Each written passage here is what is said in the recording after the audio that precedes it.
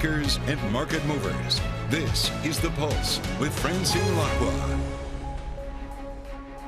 Well, good morning, everyone, and welcome to The Pulse. I'm Francine Lacqua here in London with the conversations that matter. And here's what's coming up on today's program. Houthi militants vowed to expand their response to US and UK strikes on targets in Yemen, while oil prices rise on fears of a widening conflict. The ECB President Christine Lagarde says the central bank will start cutting rates, but only once it's convinced inflation is headed back to its 2% goal. Plus, recession risk lingers, of course, in the UK, despite a modest rebound in growth for November. So first thing is first, let's take a look at the European markets map. Yesterday, we had a big day, of course, with US inflation. Now, on the back of that inflation forecast, but also very closely looking at what oil prices are doing because of Middle East tensions that are rising. This is a picture across the board in Europe. Now, the FTSE in the UK, you can see gaining some 0.8%. We have similar gains for the FTSE MIB over in Milan. The CAC 40 gaining 1%, as is the DAX in Germany. Now, this, I guess, is as traders are sticking to their expectation of U.S. interest rate cuts this year. But again, watch out for oil. It's surging amidst some of these tensions in the Middle East. Now, American and British forces have launched airstrikes on more than 60 Houthi targets in Yemen. Well, Houthis say 5 people were killed in the strikes. They say they won't hesitate to attack the source of the threat. Now, it marks a significant escalation against the Iran-backed group, which has launched weeks of attacks against commercial ships in the Red Sea in protest against Israel's war in Gaza. Now, regional powers, including Saudi Arabia, have called for restraint. So for more on this, we're joined by Anneka Treon, Chief Economist at Van Lanschot Kempen, also Julian Lee, an oil strategist here at Bloomberg, joining, of course, the conversation. So thank you both for joining us. Julian, let me start with you. How much do we know about how oil is resistant to all of this? Well, I think at the moment, at least, this is very much a story about transportation. This is about the ability or otherwise of ships to pass through the Bab el-Mandab at the southern end of the Red Sea, and then on through the Suez Canal. The alternative to that, of course, is to go around the southern tip of Africa. The people who are really going to be affected by that, I think, are European buyers of predominantly of Iraqi oil that has to go in that direction. And if they decide to avoid the area, also the Chinese and Indian buyers of Russian oil, which tends to head south through the Red Sea and out into the Indian Ocean. Shipments from the Middle East to the United States, they don't tend to go through the Red Sea anyway. They already go around the south of Africa, or they go across the Pacific to the west coast. Saudi exports can be put on ships in the Red Sea and avoid that southern area. So it's very much about transport, unless this really escalates and we start seeing attempts by Iranian proxies to either hit oil production facilities or hamper exports out of the Persian Gulf. Anneka, what's your take on all of this? Again, if you look at markets today, I know you're a longer-term economy, but if you look at markets, they focus more on the fact that there could be a pivot from central banks rather than all of these geopolitical tensions. Yeah, definitely. I think from a market's perspective, there's 3 ways of looking at it. The first is quite straightforward, which is markets are pretty much around all-time highs, where there's a lot of uncertainties going on. And this sort of coming up is really illustrating the fact that the geopolitical situation we have in the Middle East could escalate. And how does that go hand in hand with all-time markets? And how nervous should we be and how less competent should we be? That's one. 2 is obviously oil price. What your colleague just mentioned there is key, because oil price was one of the biggest drivers for the inflation problem, especially in Europe. And obviously that's finally starting to abate, and everyone's very excited about policy U-turns.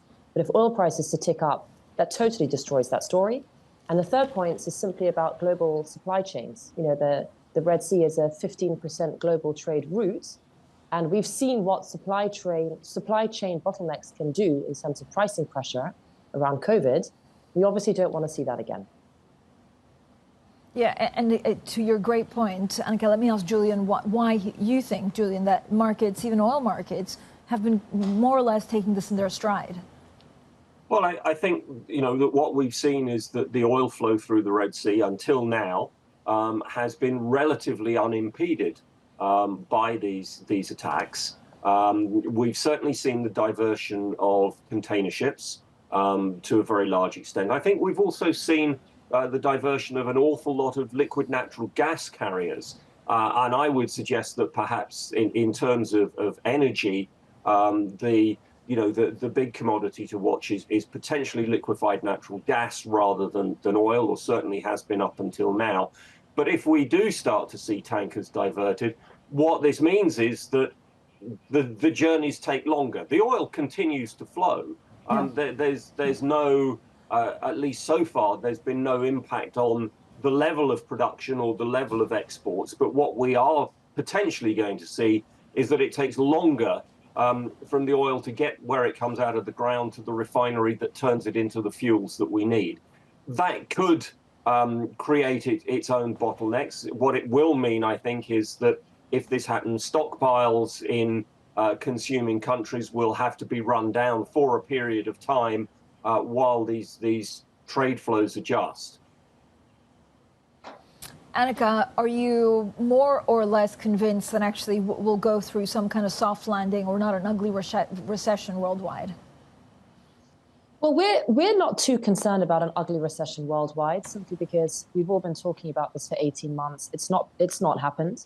And one of the key reasons it's not, well, there's three main reasons it's not happened, but one of the most important ones is actually adaptability of people, adaptability of companies, change in behavior, whether it's companies doing labor hoarding, which means people are not being let go of, which means consumers are strong and wage inflation is there, whether it's consumers getting accustomed to very high inflation numbers. So we are not too concerned about the global recession fears. We're more into the stance of being very cautious and being very vigilant, especially around individual security selection, because as said, we are already at basically almost all-time high market levels. Anneka, what does that mean for where you want to be positioned? Again, I guess the biggest risk, we still don't really have a clear call or a clear path forward for China. What's the other big unknown for this year? Yeah, so obviously China, that used to be the big driver for global growth, is obviously abated. That's complicated. I mean, by far the bigger driver for this year from an index level is interest rates. As you say, everyone's extremely excited about the rate cuts that are coming. Talking about what we just discussed on oil, this especially complicates the European story. And as Lagarde has mentioned, as you just said, we are not going to see rates getting cut until we get closer to that 2% target. And the route to getting there is not going to be straightforward. We see all sorts of things emerge here and there. So are we too enthusiastic there? Could be. That's a major risk. But markets are going to be very, very driven by yields. And the speed at which yields are moving is astonishing. I mean, look at what happened November last year. That was the strongest move in yields since December 2008. And we know what happened then. So you've got to fasten your seatbelts a bit from that perspective. And Julian, what can you tell us about how much China is consuming oil right now? And again, the dynamics through the China reopening, or how much the Chinese economy in 2024 will impact the price of oil? Well, I think it will have a huge impact. I mean, we're already seeing that forecasts of global demand growth for 2024 are about half what they were for 2023.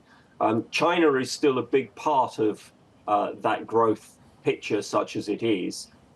They've introduced very significant import quotas, but in a change from previous years, what they seem to have done is to issue these very large quotas at the start of the year and allow refiners the flexibility of when they take the oil. So that allows more flexibility on the part of the refiners, but also therefore creates less certainty for the sellers of crude. We've seen the Saudis make very big cuts in the price that they're asking for their crude for February delivery.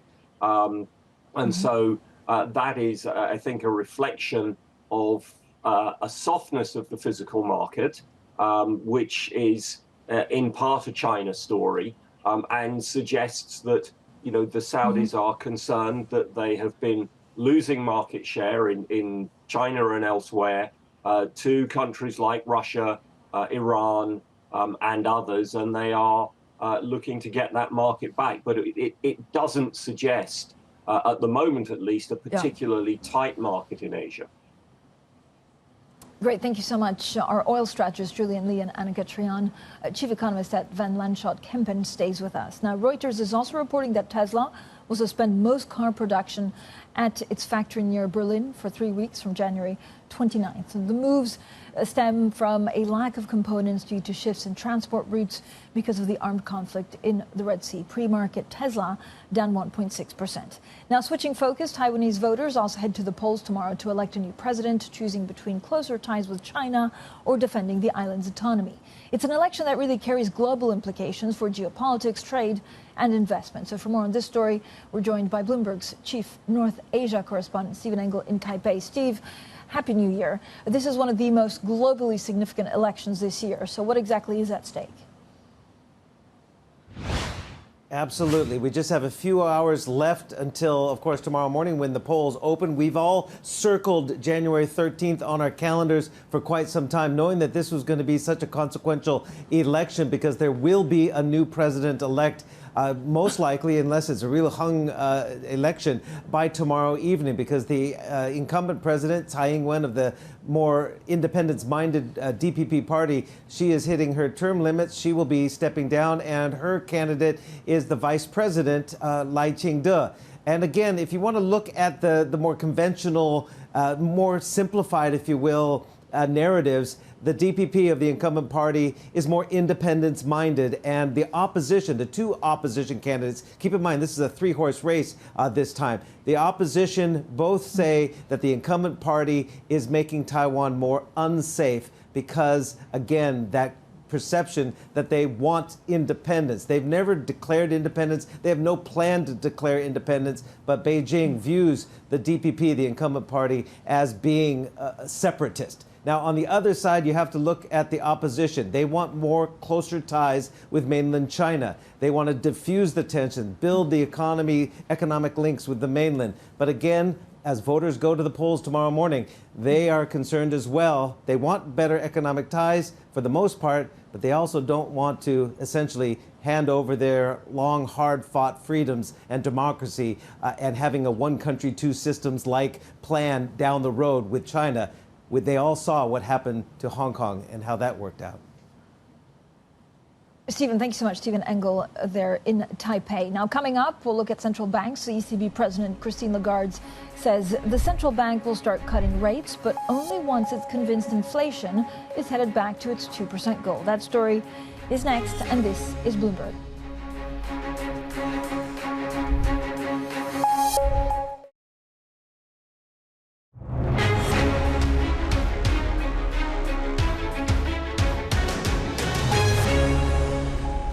I think March is probably too early in my estimation for a rate decline because I think we need to see some more evidence. I think the December CPI report just shows there's more work to do, and that work is going to take restrictive monetary policy.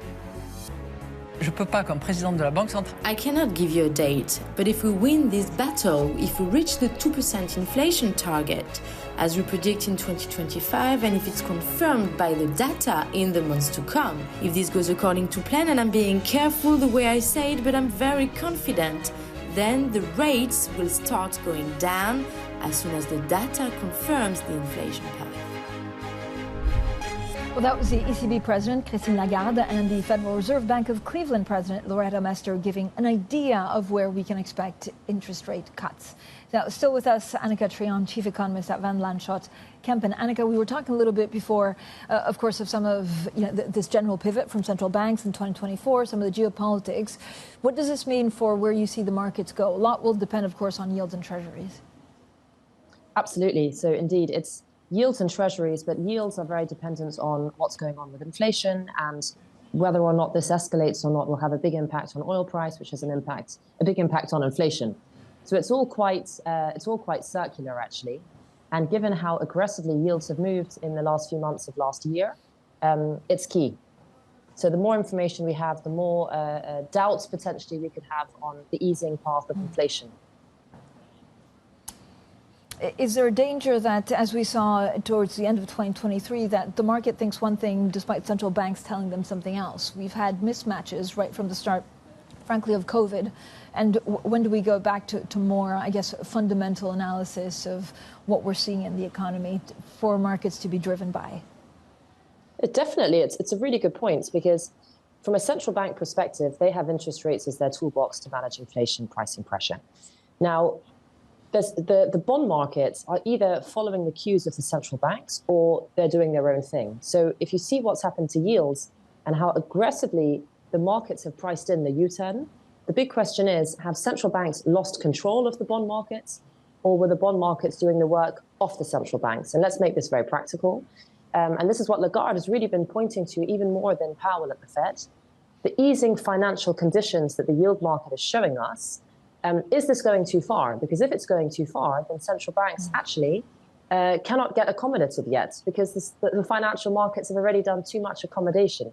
And that is the biggest risk, especially if we see that inflation is not coming down as smoothly as we would have hoped, because, for example, geopolitical tensions. Yeah. So are you negative on equities? Well, we think we're not negative on equities per se. We are careful about equity valuations. I mean, look at the US, look at the S&P 500 and look at the valuations there, and compare that to the risk return you would get in the bond market. And you would say, well, to be honest, why would I take any incremental units of risk and choose equities versus bonds if my return is not that much higher anyway? So that's obviously your equity risk premium. So in that sense, we are quite cautious. However, in terms of the underlying, again, look at the S&P 500, take away the Magnificent Seven, the valuation of the index is then quite different. So within the underlying, we do see opportunities. It's just that old school, roll your sleeves up, do your homework. What's the business? What are the end markets? How do we feel about that? Do they have pricing power? It's more of that stuff. Anneka, thank you so much for joining us. Anneka Treon, their chief economist at Van Lanschot Kempen. Now, coming up, U.S. banks face a high-stakes reporting season after a pretty volatile year for the industry. So we'll preview those upcoming earnings next. This is Bloomberg.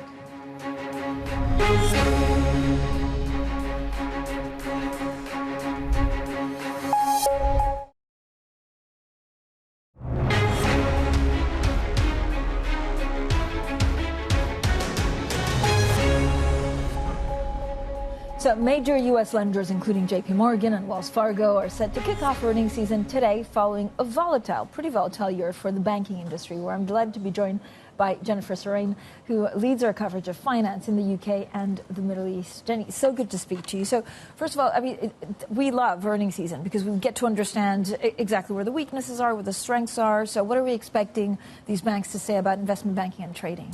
Yeah, you know, for much of last year, these banks were really talking about the revival is coming, the revival is coming. We really never saw that materialize. So deal making, capital markets are pretty much still on their back foot. And a lot of these corporate CEOs, you know, what they were saying is it's just too much volatility. We don't know what these central banks are doing. We want to stay on the sidelines. And so that's, you know, too much volatility for the corporates, but then not quite enough for the trading desk. So, you know, we've already had a lot of these banks come out and say the fourth quarter was tough. We think trading revenue is going to be down. So I think on the Wall Street front, we're really going to see, you know, quite a bit of a slowdown there. So what are you expecting them to tell us about the health of the U.S. consumer? Yeah, so I think that would be really what a lot of these investors are looking for today, because these are, you know, four of the biggest U.S. banks who have huge operations, both in terms of branches and credit cards. And really, so far, what we've seen from these guys is that the U.S. consumer has held up. So despite the fact that a lot of these folks were at the beginning of last year thinking that we were heading into a recession, consumers kept up with their bills. They're making their mortgages. They're paying off their credit cards. But we are expecting them to set aside a lot more in provisions. And so that's sort of a sign that, you know, while all is good right now, there could be, you know, dark clouds on the horizon. And Jenny, I mean, I think this is huge because actually yesterday we had this like Fed study from, I think, the Federal Reserve Bank of Philadelphia saying that credit card delinquencies were going up. So if you look at the banks, is there one bank in particular that will give us a better indication of where we could see stress? It's a really good question. I mean, I think JP Morgan is your go-to for all things credit cards. They're the largest in the U.S. Citigroup is kind of interesting because they do still have credit card operations in some international markets. And so you'll start to see, is there a divergence between how the U.S. consumer is holding up versus how consumers in Mexico are holding up? So I think it'll be good to kind of keep an eye on, honestly, all four of the big banks. We've got kind of a calm before the storm right now before, four of the biggest U.S. banks tell us exactly where the economy stands. So. All right. Thank you so much, Jennifer. I mean, it's good, right? You don't sleep for like 4 days as you follow the earnings, but it's interesting because it gives us a bit more of an indication on the U.S. economy. Jennifer Serrain there. Now, coming up, we'll bring you, of course, much more on artificial intelligence. Some misinformation and unethical practice by artificial intelligence rises up in the agenda of Davos next week. We'll be an exclusive conversation with the chief executive of Singlestore. So you don't want to miss that. This is Bloomberg.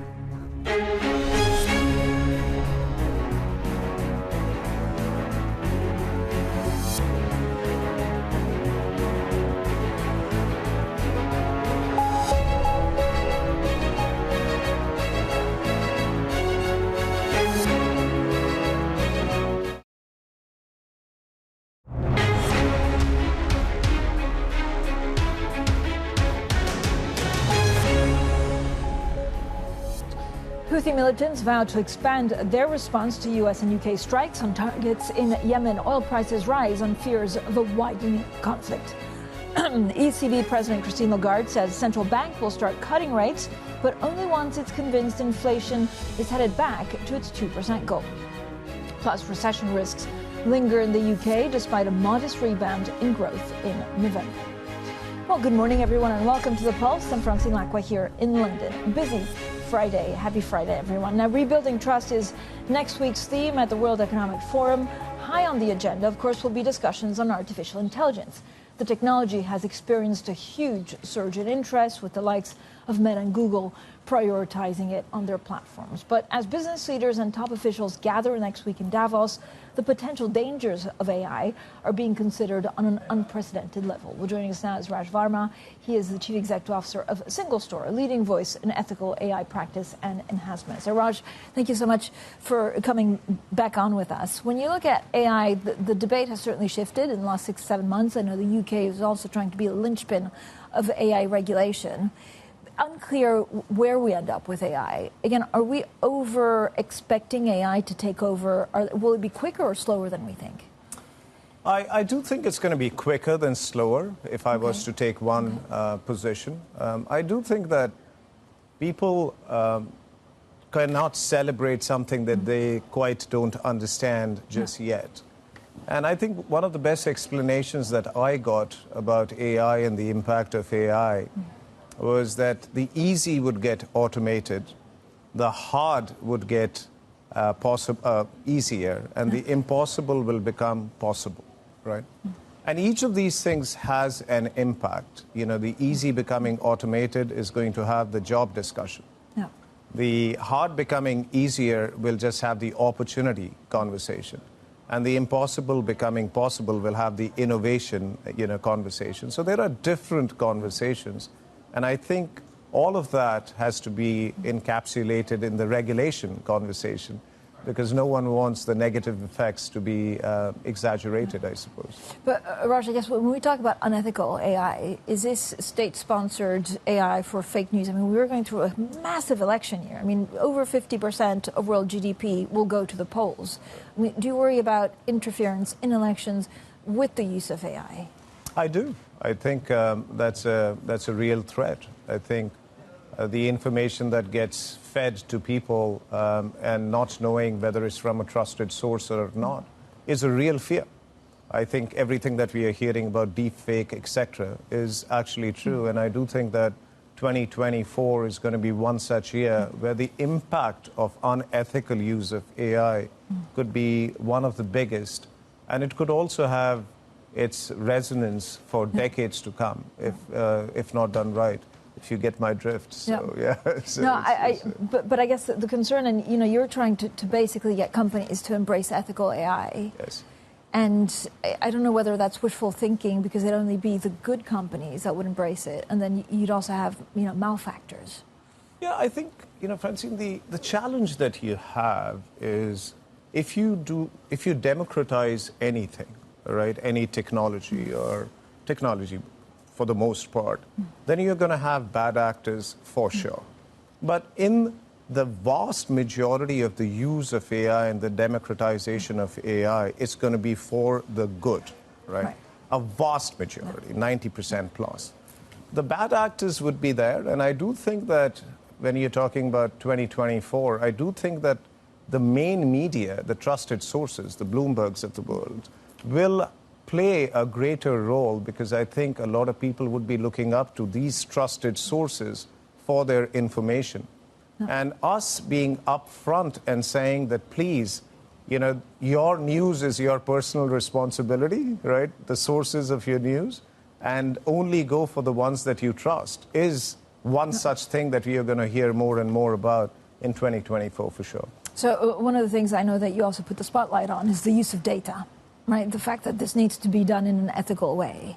I mean, do you think it's possible for companies to self-regulate it? If there's so many concerns about the big social media companies, the fact that if you don't have an external regulator saying, wait, hold on a second, you can't do that, that, and that, then it's a little bit lawless.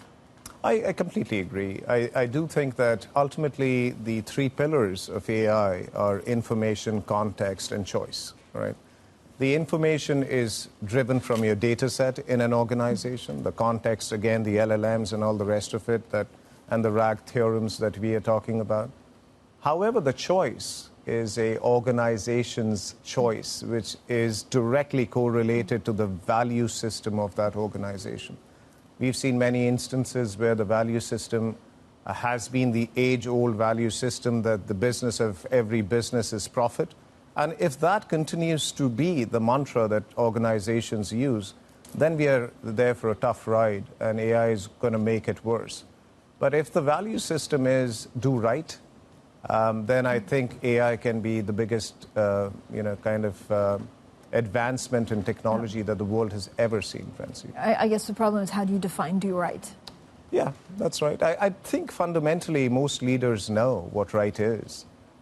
Most boards know what right is versus what wrong is. Do they have the courage to stick to that right? Is what's going to be demonstrated in spades this year and in the next decade or so. And I do think that having the courage to do the right thing when the alternative is a lot easier and more popular is what's going to define good leaders versus not so good. So. Raj, when I speak to a lot of chief executives, I think that their main concern is actually they don't 100% understand what AI will become. And so it's very difficult, even if you want to be ethical and do good, to understand the consequences of an action now, 3, 4, 5 years down the line. So who do you turn to try and understand? Is there like the godfather of AI that you think really understands how this evolves? Yeah, I think there is no compression algorithm for experience, as they say. So I do think that we are all learning, being cognizant of the fact that we do not know what the context or impact can be. I think one of the CEOs I was talking to is it's better to be careful than sorry. So it's better to be slightly cautionary in the use of AI now, because we don't quite understand the impact that it might have in the years to come. So the balance between caution and innovation will be something that we are going to have the leaders grapple with for sure, Francine. It's a real challenge. There was a big scandal in the UK, which is still ongoing, with the post office and the fact that there was a software that was erroneous, but actually through many years, decades actually, the government decided to choose the software, the technology, over people. And there was a great piece by Adrian Woolridge in saying, this is going to be exacerbated because of AI. Is there a way of having AI but still putting humans at the forefront? I think human in the loop is something that for decisions like that, for sure, I think human in the loop is the way forward. I think if you just automate it and let software, so as to speak, decide. But can you keep control of it, I guess? You can. However, I do think that keeping control in that moment of truth becomes the challenge, right? Sometimes you can only act after some action has been taken, and then you realize it's a bad action. Having human in the loop is equivalent of the 5-second delay that you have in your sort of programming so that if something does go wrong, you can correct it. And that's the human-in-the-loop concept that I think is going to exist with AI for at least a few more years. And I think you being able to take the person out or the human out of the loop will have to be a concerted effort in an organization, for sure. Raj, thank you so much for joining us. I'm looking forward to actually seeing you in Davos. How do you prepare for Davos? Snow boots. Snow boots, a lot of electrolytes and coffee, strong coffee. So it's snow boots for sure. Thank you so much. The chief executive there of Singlestore, Raj Verma, joining us today on AI and ethical AI. Now, coming up after the police arrest 2 former Polish ruling party officials at the presidential palace, we speak to the mayor of Warsaw on the country's ongoing constitutional crisis. This is Bloomberg.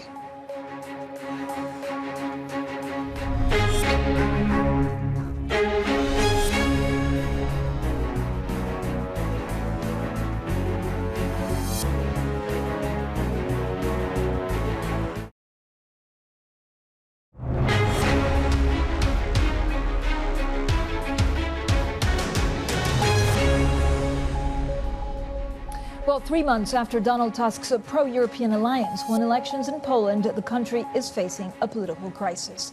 Tusk's push to dismantle 8 years of nationalist rule in the EU's 6th largest economy is already an uphill struggle. And tensions are high between the new government and President Duda, who is wielding veto power over legislation. Well, joining us now for an exclusive conversation is Rafal Trzaskowski, the mayor of Warsaw, and a senior figure, of course, in Poland's governing coalition. So, Mayor, thank you so much for joining us. How much do the events in recent days actually show the challenges that the government is facing? Well, the challenges are huge, and we knew that it's not going to be easy, and it's going to be an uphill struggle because the populists in Poland, now in opposition, are still strong. And of course, there is the president, the guy who comes from the populist party, who wields the power of veto and who tries to make our life difficult. But we are very much determined to bring democracy back in Poland. But how difficult will it be for the Prime Minister to actually try and push through the necessary reforms to unlock the money needed that would be given by the EU? Well, we do have a majority. We do have a functioning government, and we've started negotiating with the European Commission, and the European Commission, seeing that now the rule of law will be reinstated in Poland, decided to free up some of the money coming from the recovery fund. So that's underway. But of course, some of the reforms need to be put firmly into the Polish political system and legal system. And the president announced that he will veto some of the measures. So, of course, we are very much determined, for example, to make the public broadcaster independent again and to reinstate some of the changes that are going to entrench the rule of law in the Polish political system yet back again. But some of these measures will be difficult. And that's why the coming elections, first the regional ones, then the European ones, and then the presidential ones in 2025 will be absolutely crucial and instrumental if we are to really bring democracy back into Poland and make sure that it's not going to be weakened by the president or by the populist opposition. And Mayor, you mentioned their state media, one of the reforms that you're trying to do there, which you also mentioned has, taken some protests from the Law and Justice party. So how do you respond, for example, to the allegations that the process that you're looking at just doesn't have enough transparency? Well, it is pretty transparent because it is the Ministry of Culture, which is an owner of the public broadcaster, and these changes have been reinstated, and that's why we have free public media yet again in Poland, which are transparent and which are independent and which inform about both sides of the political aisle and present different opinions. But of course, for these changes to be clearly reinstated, we need some more legal changes. And yes, there is a certain danger that the president will veto some of them. So there hasn't been that much market reaction so far. Do you worry that actually investors look at Poland and start pulling back some of the investment because of the political uncertainty?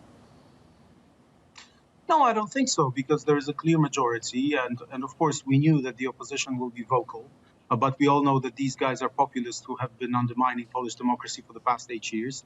And Poland is stable. Yes, there are some problems, of course. There is a certain amount of chaos that it's being fueled by the populist opposition. But we are determined. These changes will be carried out, and hopefully we are going to win the next elections, which is going to entrench democracy in Poland even further. So I don't think that there is any reason to worry. And I think that all the investors who closely follow and scrutinize the situation in Poland know that there is no need to really worry. So broadly, and again, I know we've gone through some of the more contentious points, but what are your three priorities to get the job done? Well, the most important priority is, of course, the public media, because we cannot agree for a situation in which public media is used as a blunt tool of propaganda, as it was for the past 8 years, and that has largely been done. Now it has to simply be entrenched. Then, of course, the rule of law, and we are working on it. But as I've said, we will need also the president to agree for some of the changes, and we are ready to negotiate them. And thirdly, to bring Poland back to the high table at the European Union and in NATO. And of course, with Donald Tusk, with his incredible popularity, with his knowledge of the European institutions, that's underway. And here, I hope that the president will cooperate with us, because when it comes to foreign policy, when it comes to European policy, when it comes to, for example, our stance on what's happening in Ukraine, on that we are on the same page with the president. All right, thank you so much, Mayor. Rafal Trzaskowski there. He's the mayor of Warsaw and, of course, a senior figure in Poland's governing coalition. Coming up, we'll talk about luxury. Burberry's hit with the January blues after sales declined in its key Christmas season. So what does it mean for the wider luxury sector? That's next, and this is Bloomberg.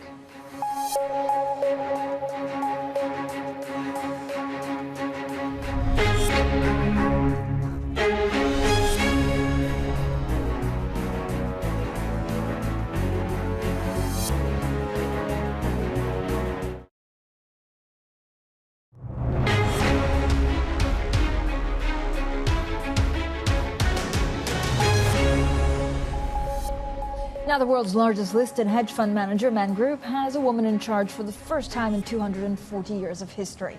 On the next episode of Leaders with Lacqua, I speak to the chief executive, Robin Grew, about diversity and breaking down barriers in finance. I am hopeful that we're going to see a better reflection of difference at the top of every organisation, be it financial services or broader than that. Has it been a long time coming? I can't help but say, listen, it would be terrific. It would be great to see more female CEOs before me. I hope we're going to see a lot after me. But difference is important, and I think anything that enables us to put the most talented people at the top of organisations and to lead those organisations with enthusiasm and capability is what we're after. So I'm hopeful that I'm knocking down some doors, barriers, ceilings. Now, I also spoke to Robin Grew about the outlook for the UK. You're talking to a UK-listed CEO, so I could not be more interested in UK PLC. I think we have held such an extraordinary position in financial markets and generally, so anything we can do to keep that shine, I think is important. But competition is high. And we shouldn't, in the way that we shouldn't in our firms, sit on our hands and think that all of our history is going to count for long if we don't keep running. So I'm a great believer that we drive and continue to drive UK PLC.